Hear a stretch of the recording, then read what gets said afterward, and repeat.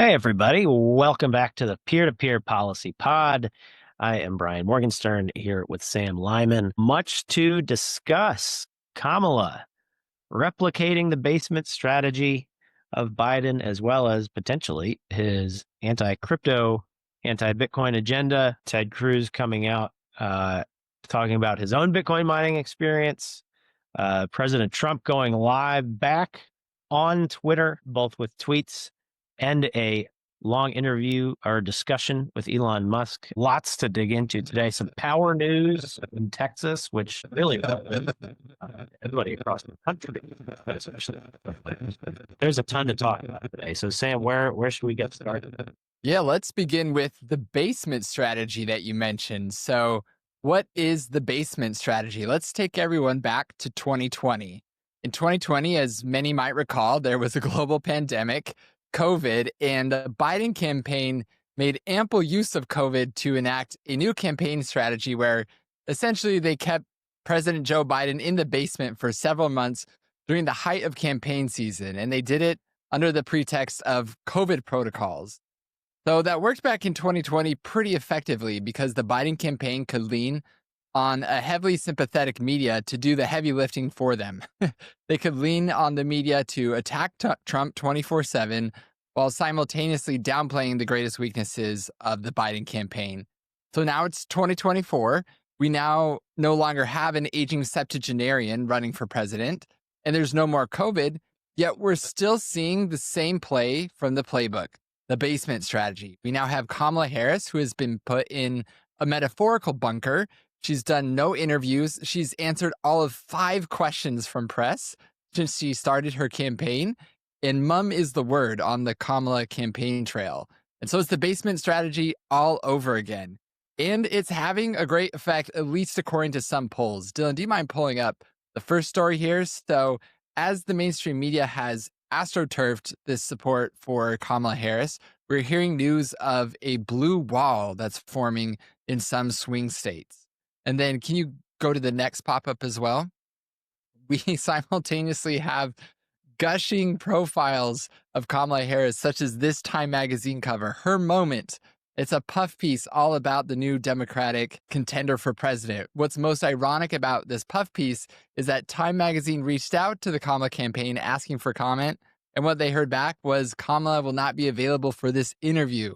Thank you for the request, though. So they won't even answer questions to puff piece journalists who want to sing the praises of their candidate.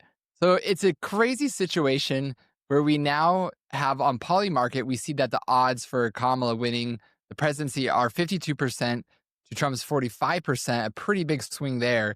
Brian, what do you make of all this? What do you make of the current state of the Kamala Harris campaign and where things might go from here?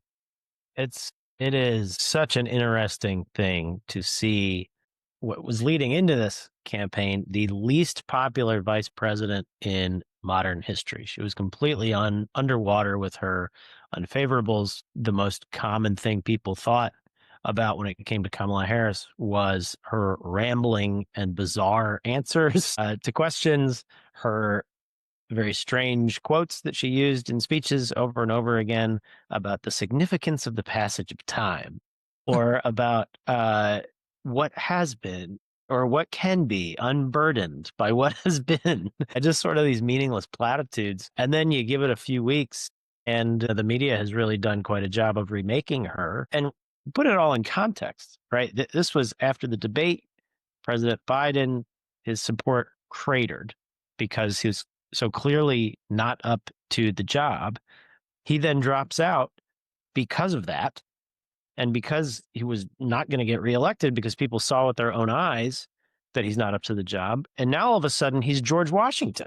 He's a hero and he's the greatest president ever, even though everybody knows he's not up to the job. And then, like I said, Harris was historically unpopular. And now all of a sudden she's the second coming and the greatest thing since sliced bread. So quite a narrative that has been created. And I will say, to the credit of the Harris campaign, they know she's not very good at interviews. They know she rambles. They know she makes bizarre statements. With her, another factor, the baby talk when she says things like, I love school buses.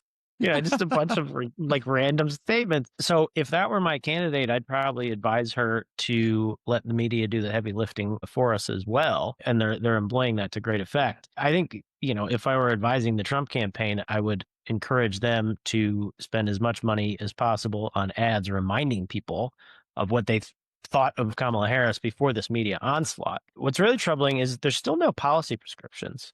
Now, we understand she may give a policy speech soon, perhaps, maybe putting some meat on the bone, fleshing out some issues, but that'll be particularly interesting because it's almost like she's running away from or against the Biden Harris administration's record on some of the key issues of this campaign, including their policies that caused inflation, including their open border policies, both of which are terrifically unpopular. With respect to Bitcoin and the broader crypto industry, the administration has been extraordinarily hostile. And while she's remained silent, we have some leading Democrats coming out trying to tamp down the industry's opposition to her, saying, "Oh, no, no, she'll be different. She'll be different." Of course, we have no real reason to believe that at this point. So it's this contrived reality that is shockingly effective at changing the tide in the polls. At least what the numbers are saying. Now, whether you trust polls or not, I think is always a good question. There's a couple of good polls out there. There's a lot of bad polls out there, but this is a really interesting transformation. I think voters are going to have to be especially discerning in this election because of what we'll talk about, I think, shortly, which is the mainstream media's refusal to report facts and commitment to narrative. So we'll see where it goes, but this is quite the transformation we've seen in just a matter of a couple of weeks. Yeah, Brian, you hit the nail on the head there. The media, I think, is so culpable for this distorted view of Kamala Harris and who she really is. They've essentially been running interference for her since she announced her campaign. And it's a really bad sign that if your campaign strategy is keeping your candidate quiet, I think that's really strong evidence that you don't have a strong candidate for office. Nevertheless, the media is digging deep and they're sticking with this strategy of really trying to guard Kamala Harris from any skepticism or any criticism whatsoever. They seem to be leveraging what little credibility they have left in being more or less the propaganda arm of the Democratic Party at this point. And I think the American people are starting to take notice. We actually have some Gallup data. This is from a year ago. So good probability that it's even worse now. But recent Gallup data shows that trust in the media has reached historic lows. It's dipped down to about 32% of Americans who actually trust the mainstream media these days. My question, Brian, is if Kamala Harris wins this election, if the media can actually get her across the finish line, do you think this is the last gasp of a dying media institution, or do you think they can keep this going for another decade? I think the landscape is changing daily. I mean, and it's becoming more decentralized, to use the term the Bitcoin lexicon. Um, those numbers that you showed, I mean, I'm surprised it's that high at this point. But for example, if you're looking at 32% approval rating, if a president for that territory, I think Joe Biden was not that far off. I think after the debate, there's an old joke of John McCain and others. See approval ratings going that low, you're down to blood relatives and paid staffers in the approval pool. So, but there's an interesting thing because still, as we sit here today, most Americans are still consuming a lot of mainstream media. The nightly news on the major networks still gets very good ratings. The subscribership to the New York Times, Washington Post, and others is still, you know, in the many millions. And that brings to mind something that, we've heard some of the sort of techno optimist entrepreneurs talk about recently, like Bill Ackman and others, who have pointed out that, you know, maybe you're somebody who's diligent, you get up, you read a lot of the news every day, and then you stumble upon a topic that you know a lot about, that you actually deal with on a regular basis. And you read the coverage and you think they're so uninformed, this is so wrong. But then you go and read other articles that you don't know that much about in terms of the subject matter, and you don't know what you don't know. And so you also consume that information. And I will scream this from the rafters. It's garbage in, garbage out. You need to be consuming the best information. And unfortunately, the mainstream media is not giving that to the American people. And if you have an uninformed electorate, you're not going to have well-informed policy decisions. You're not going to have politicians forming lasting coalitions. It's going to be based on these kind of fleeting vibes. I think more and more people are waking up to that. And like I said, the media landscape is changing quite rapidly. And I think evidence of that would be what Elon Musk was touting after his conversation with Donald Trump, that it had a billion impressions. Obviously, that's far more than what your typical mainstream media outlet is going to be getting. So people are seeking alternative media. They're seeking out information to make themselves better informed so that they're not making decisions about their daily lives, their professions, their investments, everything else based on just kind of the mainstream media vibes. So to your very precise and good question, I don't know the answer as to whether the mainstream media is going to be just obliterated tomorrow, or if there's going to be a change of business model, or if things are going to, continue to evolve over the course of a decade. But I will say, just zooming in to the trees as opposed to the forest, it does appear that people are seeking out more and better information. And that is a good thing. That's healthy for democracy.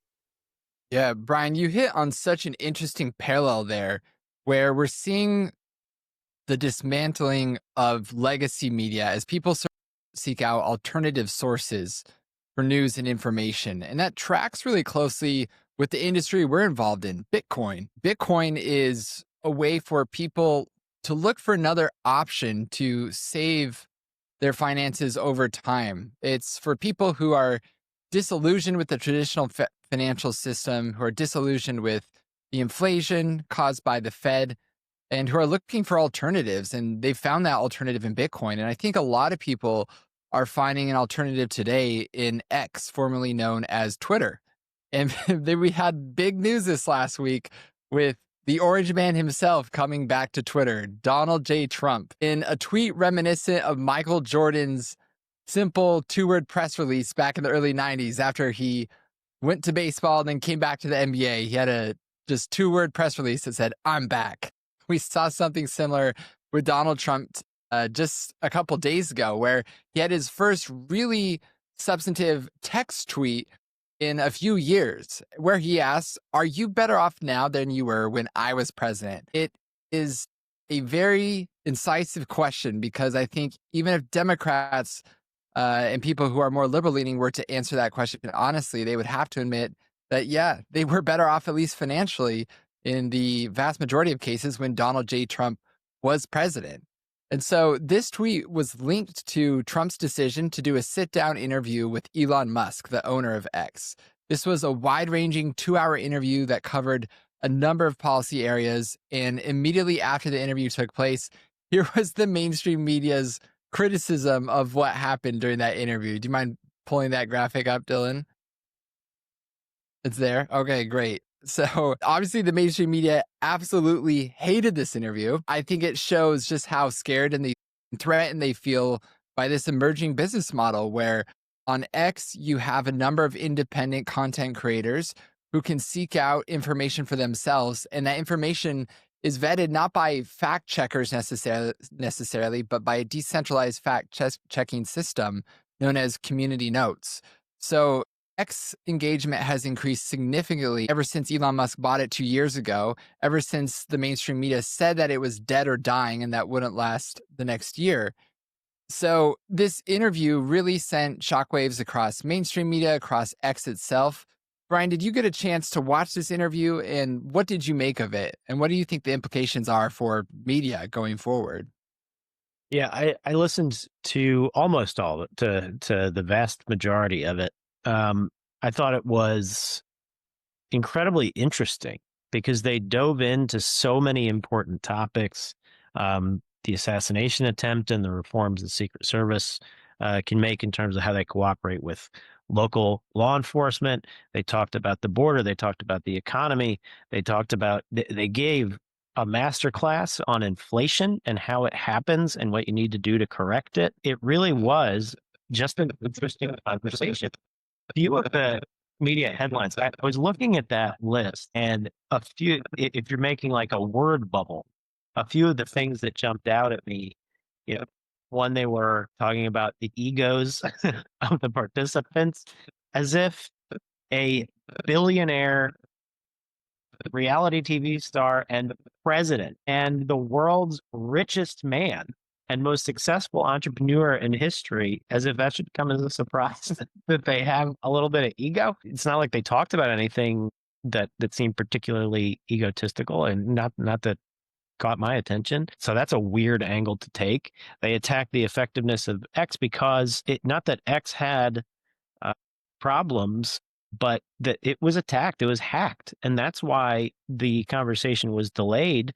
But they seem to want to blame that on Elon and the platform. They referred to Trump as rambling. I mean, everybody knows his speaking style is unique. He is not a linear thinker. He, likes to jump around. So just pointing that out seems, I don't know, just an excuse to attack. But they didn't engage with the substance, at least not meaningfully. They chose to characterize rather than report. And so that is part of the reason for what we saw in the previous segment about the mainstream media's approval in toilet, just down in the dumps, because they're not giving people facts to help them make better decisions. They're characterizing, they're campaigning, they're serving an agenda. So I thought the conversation was really a very interesting one, free flowing. I think Elon's goal, he said, was to let people sort of get a feel for what it's like to talk to Trump and get a feel for his thinking rather than some kind of gotcha, interview to try to nail him down on particular positions or portray him in a bad light. I took the exact opposite approach of fact finding. So I guess my takeaway from this was, one, it was entertaining and interesting, and I think it was, sort of a public service. I think the Harris campaign, if they're up for it, should do more like that. Maybe they should engage with Elon. Maybe find an audience or a platform that's not quite as friendly and let their candidate be tested a little bit. But I guess my kind of takeaway from that, Elon allowing President Trump to make his case and in an unfiltered way delivered to the whole world, anybody who wants to see it, that seems to exhibit more journalistic integrity from this billionaire entrepreneur than you see from a lot of media outlets. So hopefully a lot of people notice that. And hopefully that's part of their takeaway. And hopefully they think more critically about these issues, especially when they're reading accounts of them from the mainstream media outlets. Yeah, I hope so as well. It reminded me of the interview that Donald Trump did with the All In podcast a couple months ago. I think that particular podcast episode really changed a lot of minds on who Donald Trump is. Donald Trump, when he's on the campaign trail giving his stump speeches, he definitely plays to his base there, to his audience. And he'll be a traveling comedian. He'll say funny things, sometimes outrageous things, but he'll mix in substance every now and then. But in the All In podcast, as well as during this interview with Elon Musk, there was plenty of substance there. Substance that, as you pointed out, Brian, the media refused to engage with whatsoever. It seems like the media is committed to keeping this a substance-free election, an election focused solely on vibes, because they know that the leading candidate for the Democratic Party, Kamala Harris, lacks all substance, but does have plenty of good vibes for people who have maybe shallower tasted vibes, shall we say. But I don't want to denigrate anybody there. But I will say that it was a very fascinating interview, 2 hours long. Just the stamina it takes for anyone of any age to interact on questions for that long of a period of time is pretty impressive. What I also found interesting was the relationship between Trump and Elon. They seem to be big fans of each other, and authentically so. I was surprised by how much respect Trump showed to Elon Musk. It seems like he genuinely loves the guy. And he even was open to the idea of Elon Musk heading some kind of commission to rein in government spending and eliminate government spending waste. So that was fascinating. And it would be one of the first times that Elon engages in a really meaningful way in American politics outside of donating to campaigns. And I think it raises an interesting question. We all know Elon Musk was born in South Africa, but since Elon really came into the cultural consciousness, there's been natural talk of him potentially running for president one day. Brian, what do you make of that idea? Elon Musk dipping his toes in politics and maybe even running for president one day. What is that even a possibility given the Constitution and how it's written? What are your thoughts on that idea? Very, very interesting idea. On your first point that they seem to genuinely like each other, I mean, game respects game. But when it comes to President Trump, he loves talking to successful people. When I worked at the White House, he would frequently be in the residence calling some of the world's most successful businessmen, asking, "What do you think about this issue or that issue?"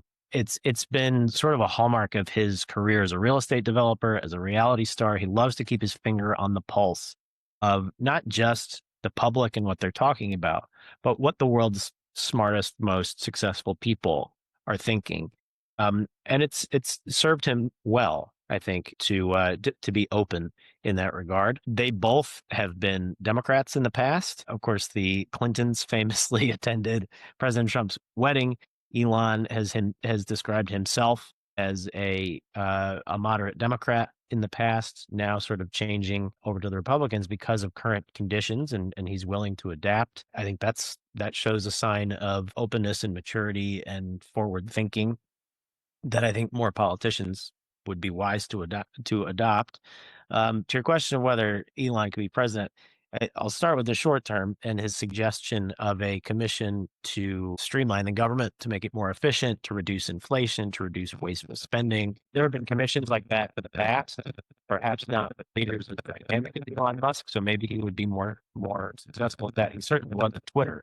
He laid off, what was it, three-quarters of the workforce, and Twitter is now more successful today.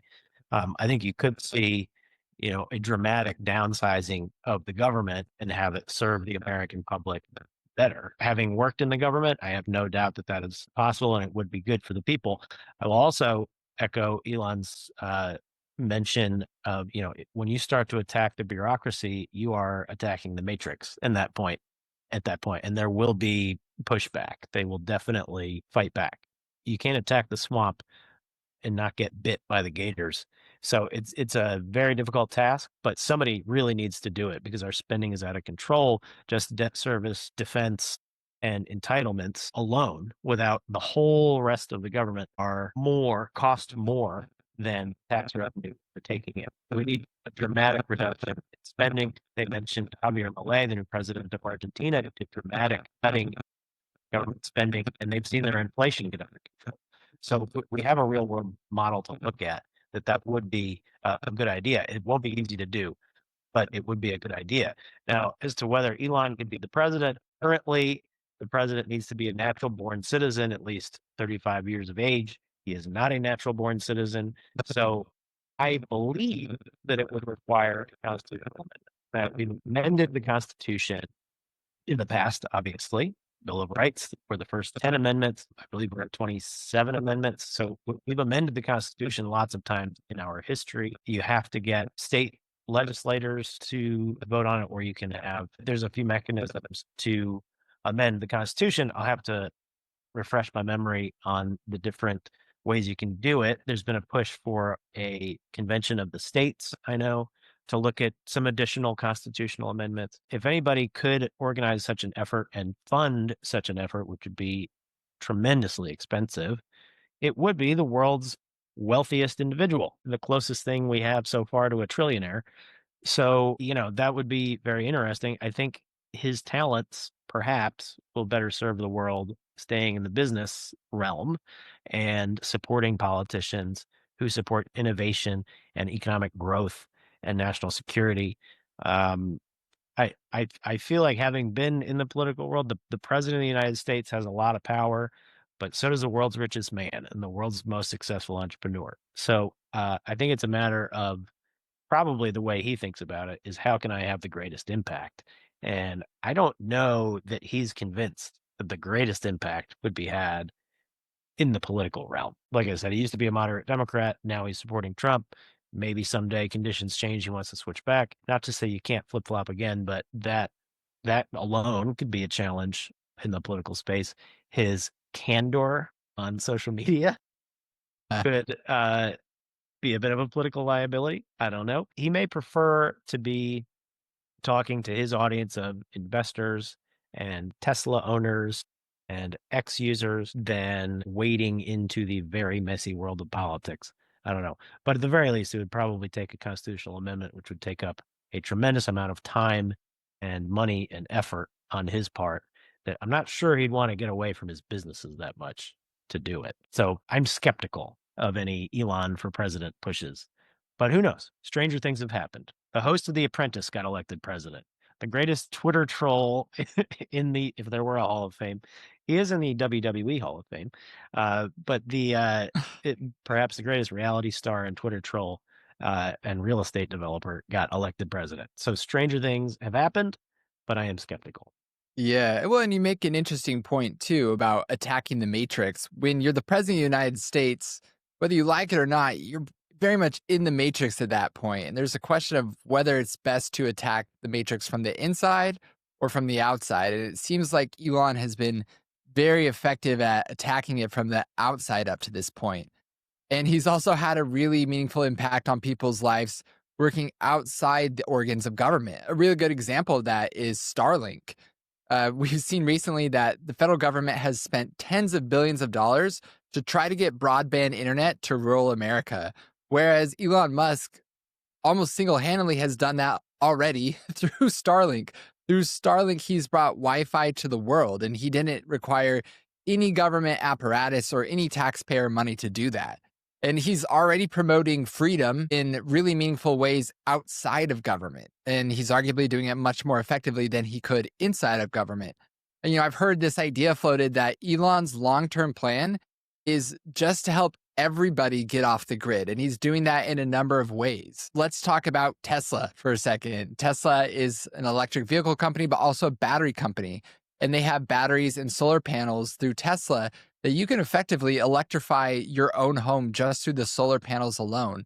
And then you don't need to connect to internet because you can connect to Starlink instead. So the idea here is you're getting off the grid completely by using Elon Musk products. So he's already promoting freedom, even as someone who isn't a politician of any kind. So whether he runs for president one day or not, whether the Constitution is amended to make that possible, who knows? I don't think it's necessary for him to have a really positive impact on people's lives. But it'll be interesting to see going forward. So yeah, I want to expand on that just a little bit because you made a great point. So Starlink made available people around the world more effectively than the U.S. government had made a contract with Starlink and ended up abandoning it because the government processes got in the way. Tesla, he has millions of electric car owners all over the world. The U.S. government tried to be helpful by spending billions of dollars on charging stations. That has been a colossal flop. Nonetheless, a lot of additional people have been buying Teslas. I'd add in SpaceX, which I think he's advanced the potential for space travel much faster than even NASA. So he hasn't needed the government to make these world-changing advancements. So why would he put the shackles of government on himself when he's already doing things that are viewed as sort of public functions requiring public support? He's doing them without it, and he's doing it better. So I think that's another data point to add to show that maybe his talents are not as, or would not be used as effectively in the political realm, but that he'll do more good from the business realm. Politics flows downhill from culture, and Elon is helping to create a culture of efficiency and effectiveness in all these different business lines. I just don't think he needs government to continue advancing humanity. agreed. If anything, I think he needs government to simply get out of his way at this point.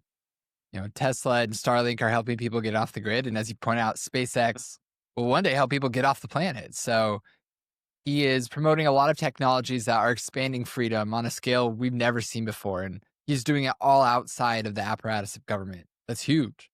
So Brian, we were going to talk originally about Tim Waltz and whether he's a boon or a burden, but just being mindful of our time today, I think we'll move on to talking about Kamala Harris's crypto reset. We touched on this briefly last week. We've seen reports that the Kamala Harris campaign is interested in remaking their relationship with crypto. Of course, this relationship is incredibly strained given the Biden administration's approach to crypto, where, among other things, they've tried to impose a 30% excise tax on Bitcoin miners. They've sued multiple crypto companies. There's been political prosecution from their allies in the Senate, most prominently with Elizabeth Warren, who's mounted an anti crypto army to go after the industry. There's a lot of work to do if they really want to reset things with the digital asset space. What was really disappointing this last week, and you touched on this a little bit in our last episode, we were concerned that a lot of what Kamala Harris has said about crypto, or at least her campaign has said about crypto to this point, has been simply lip service and not much other than that. And there's actually a lot of evidence that you were exactly right. So Alex Thorne, who is a real thought leader in the industry, would you mind pulling up that tweet, Dylan? He did some investigative work here about two of the key architects behind Kamala Harris's economic agenda. I want to bring up two names, Brian Deese and Bharat Ramamurthy. So let's talk about Deese first. Deese is one of the architects of Operation Choke Point 2.0. Operation Choke Point 2.0, for those who don't know, was the coordinated campaign amongst executive agencies and certain members of Congress to try to more or less kill the crypto industry by going after banking. Banks that provided any financial services to crypto companies experienced a regulatory attack unlike anything we've ever seen, and tried to more or less choke off the industry from its lifeblood, which is money. And so that was really troubling. But Brian Deese is apparently one of the architects of this campaign. And then, worst of all, you have Ramamurthy. And so who is Ramamurthy? Do you mind pulling up the other link, Dylan? Ramamurthy, for those who don't know, was arguably the foremost critic of crypto in the White House. He worked on the National Economic Council, and apparently he is now advising Donald or Kamala Trump on crypto issues, on economic issues more broadly. So it's just a mess. Brian, given this new information, what do you make of the current state of Kamala's crypto reset? Should the industry even play ball at this point, or are we just engaging in a humiliation ritual? Well, it's a great question. It is unfortunate to see that. I'll add a few more policy points. The administration, Choke Point 2.0, as you point out, the banking regulators basically told banks, not through regulation, not through notice and comment, not through any kind of public process, but sort of regulation by press release and conversations behind closed doors. They're telling banks that any digital asset company could pose risks to the safety and soundness of the banking system, basically with a wink and a nod, telling the large financial institutions don't do business with digital asset companies. It was, I believe, an unconstitutional continuation of Operation Choke Point 1.0, where they targeted other types of businesses that administration didn't like. At that time, it was the Obama administration, and they didn't like firearm manufacturers or payday lenders. There was a lot of activity amongst some of the Democrat members on the Hill and the administration against oil and gas companies, which they don't like. Then 2.0 in the Biden administration targeted digital asset companies. So they tried to take away our bank accounts.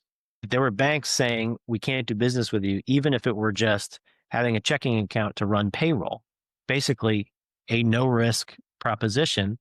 And they were refusing to do it because the regulators in this administration were cracking down. If they really wanted a reset, then they would not be hiring the architects of such a plan. They would be publicly repudiating it. It's hard for Harris to do that when she's the vice president of this administration. Further actions in some of the documents produced by these individuals you're highlighting, statements from the White House, were praising Operation Choke Point, of course, not calling it that, but framing it in altruistic terms. They also were encouraging the Energy Department and the EPA to look at Bitcoin mining to effectively limit or eliminate Bitcoin mining in the US by making it impossible for these companies to acquire the energy, the electricity they need to run their businesses. You mentioned the SEC's hostility, the regulators suing various companies, sort of making up rules as they went along. refusing to provide any clarity. It's been a real disaster for the industry. This is highly publicized. There's now PACs out there. We're running the Bitcoin Voter Project. Of course, Fair Shake with Coinbase, Andreessen Horowitz, other large firms are getting involved in races now to try to make sure that the policymakers in the future are not going to be so hostile. So there seems to be a changing of the tide in public opinion and amongst the industry to really request more clarity to allow the industry to succeed in the US. Meanwhile, the Harris campaign is bringing back the very architects of the policies that have been so discriminatory against the industry. It's really hard to take this quote unquote reset seriously when they're doubling down on the bad policies that have led to voters and campaign funds going against them. So it's really disheartening to see this talking out of both sides of their mouths, claiming there may be a reset while hiring the very people who organized the crackdown. I think crackdown is too kind a term. I think it's discriminatory policies against businesses they don't like. That is small d democratic. It is bad for business. It's bad for the United States. It's bad for our ability to lead in terms of innovation in the future. So it's very hard to trust them. Now, there's going to be a conversation, I understand, crypto for Harris. There are some high profile Democrats trying to encourage this reset. Congressman Ro Khanna, with whom we've met, is supportive of the industry. Congressman Wiley Nickel is supportive. Mark Cuban and Lucas coming out saying they need to reset things, they need to abandon the Elizabeth Warren approach, the Gary Gensler approach, and they need to adopt a more tech-friendly attitude if they want the U.S. to lead. It seems to be a bit of wish casting. Now, I guess at this Crypto for Harris event, supposedly they're going to have Senator Chuck Schumer speaking and talking about how he wants the industry to have fair rules in the U.S., but Chuck Schumer is not running for president. He may be a leader in the Senate, but the administrative state has been the biggest challenge for the industry. So again, the hiring of these policy advisors who orchestrated the attacks against the industry indicates that any kind of reset is just very difficult to take seriously. Agreed, 100%. What we're seeing, I think, in the Kamala Harris campaign is a real discrepancy between supposed policy goals and personnel. She keeps running away from her current record as vice president and as a member of the Biden administration by saying that she'll be tougher on the border, she'll be tougher on crime, she'll be softer towards crypto. In other words, she'll do all these things that she and Joe Biden haven't been doing for the past 4 years. And all that we've seen so far are what appear to be hollow promises that she's going to change course. We have very little reason up to this point to trust that she means what she's saying. So it's really frustrating, really disappointing, but there's always hope there. And we're always willing to entertain those who want to make good with our industry because we believe that this industry really is the path forward for freedom and innovation in the United States. So we've covered a lot of topics this week, Brian, but I also know there's a lot to cover in the Texas political and energy scene, and that you had a really interesting event this week with Senator Cruz. Do you want to touch on some of those issues in our last segment here? Sure. So one of the main drivers of innovation in the US is going to be energy dominance. We need a lot more electricity to power the economy of the future. And President Trump even touched on this in his speech at Bitcoin Nashville. So Dylan, can we pull up the clip from his speech there? But we will be creating so much electricity that you'll be saying, please, please, President, we don't want any more electricity. We can't stand it. You'll be begging me, no more electricity, sir. We have enough. No more electricity, sir. We have enough. So he talks about it in a very funny way, but it is a deadly serious issue. Glad to see him talk about it. We need more power. AI, for Bitcoin mining, for any number of industries. And Senator Cruz had an event this week where the Texas Blockchain Council, where I'm involved, decided to make an endorsement in that race, and they endorsed Senator Cruz. And he talked about how Bitcoin mining can be really helpful for creating more resilient and robust energy grids. So can we pull up that clip real quick, Dylan? Well, God bless Texas and God bless Bitcoin.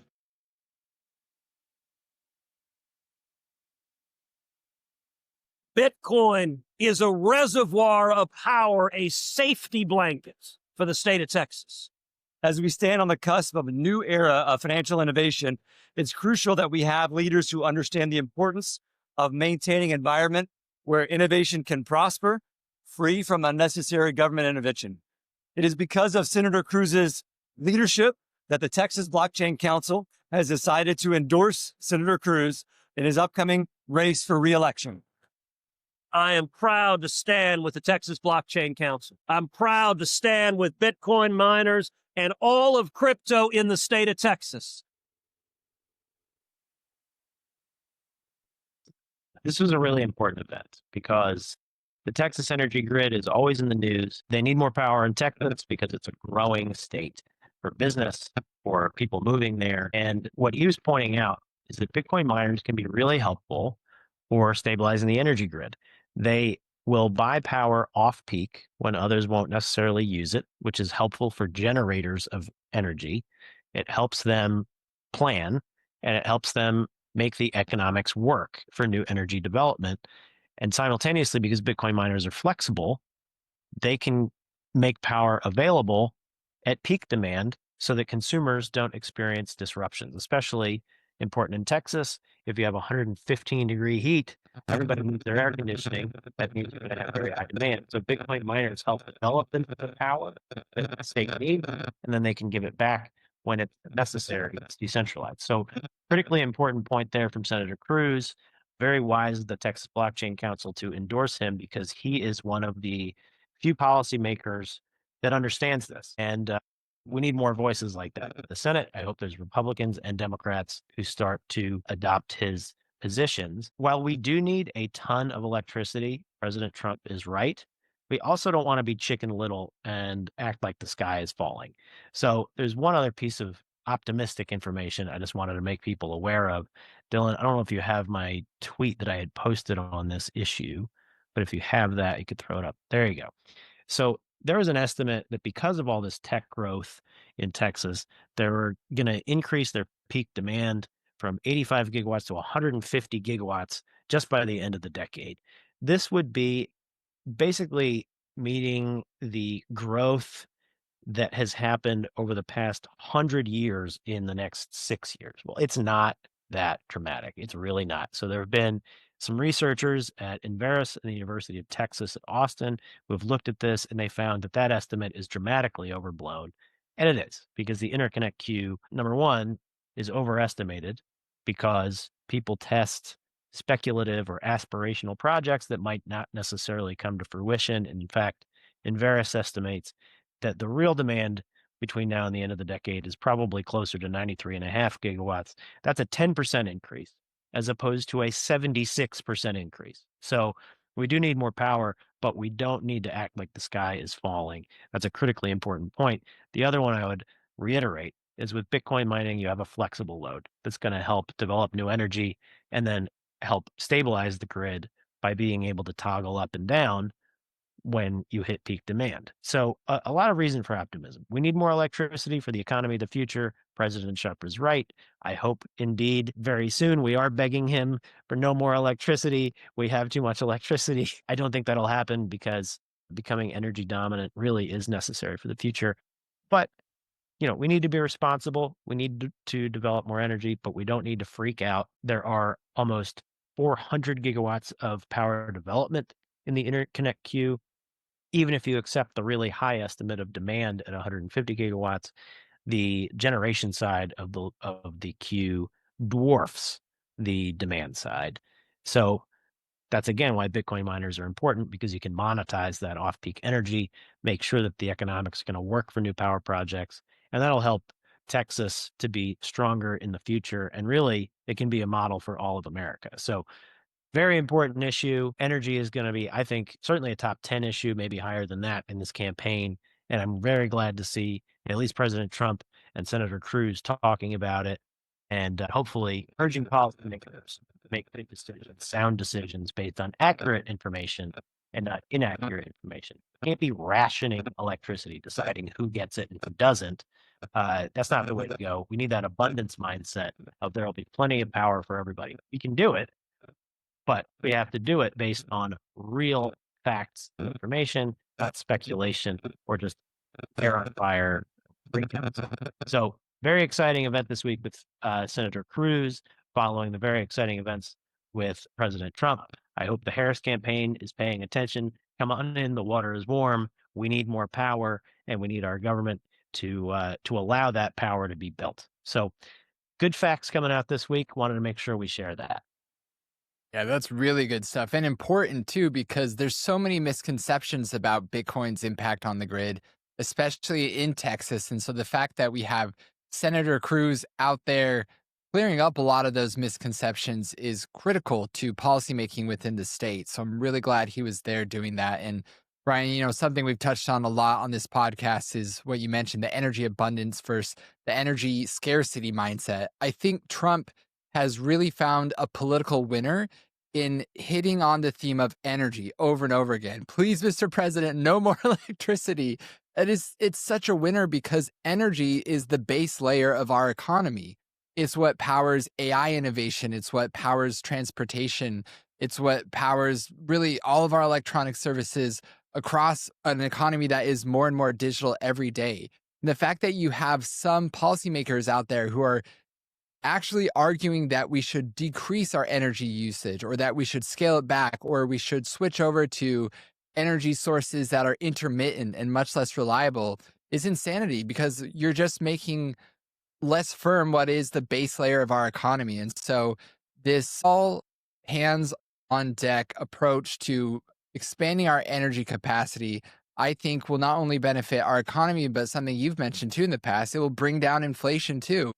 High energy prices are one of the core causes of high inflation today. And if we can make energy cheaper for all Americans, we can also curb inflation, which affects everybody indiscriminately. So I think he's found a real political winner there, talking about energy as much as he has. Hugely important point. So when did we see inflation start to spike? There are a few factors. One, or the two most important ones perhaps, were government spending and printing trillions of dollars, even after COVID, when we should have been reducing those emergency levels of spending. There were additional spending bills passed that devalued the dollar, created rampant inflation. The other piece was Russia invaded Ukraine, energy prices spiked, and when energy prices spiked, consumer prices spiked. So you bring down the cost of energy, you bring down the cost of everything, because energy, like you said, is the base layer for pretty much our whole economy. And we just had a real-time lesson in that.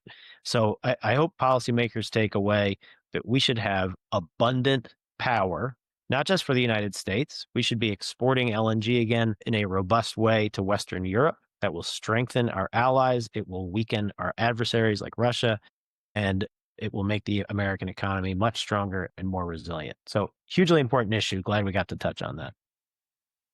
Same. And I think we've covered a lot of topics today, and that probably closes things out. Anything else we want to touch on before we close today? Just to tell everybody to like and subscribe. Follow us on X at MorganSternNJ, at Sam Lyman 33. Send us a note. If you liked what you heard, or you have questions, or you didn't like what you hear, send us a note. But we're glad that you've joined us on this very robust podcast today. It's been a lot of fun, and we'll see you next time.